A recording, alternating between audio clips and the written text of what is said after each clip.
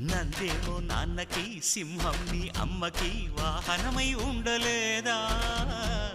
ఎలకేమో తమరికి నెమలేమో తంబికి రథమల్లే మారలేదా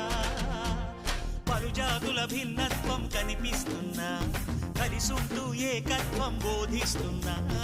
ఎందుకు మాకి హింసావాదం ఎదిగేటందుకు అది ఆటంకం నేపరం మాకు సోదర భావం